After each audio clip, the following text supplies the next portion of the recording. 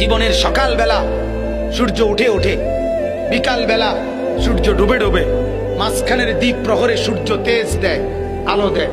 ঠিক জিন্দিগির প্রথম বেলা মায়ের পেট থেকে বের হওয়ার পর দুর্বল, এ সময় তো মাত্র সবল হইতে হইতে সবল হয়, আবার কিছুদিনের মধ্যেই আবার সবল দুর্বল হইয়া বৃদ্ধ হইয়া যায়। মাঝখানের টাইম তো অল্প কয়দিন, দ্বীপ প্রহর। এই সময় যদি আলো না ছড়ায়, এই সময় যদি তেজ না থাকে, এই সময় যদি আখলাক না থাকে, তো কখন সে কিছু করবে? বলেন আমারে, বলেন মিয়া। আজ উনি চেষ্টা করলে, এই চাচা আজকে চেষ্টা করলে 200 রাকাত নামাজ একবারে রাত্রেবেলা পারবো পড়তে? পারবেন? কুলাইবেন আপনি শুনলে? কিন্তু এক যুবক চাইলে পারবে না? কথা বলেন না কেন? একটা 18 বছরের ছেলে এখন চেষ্টা করলে সারা রাত এই মসজিদে নফল নামাজ পড়তে পারবে না?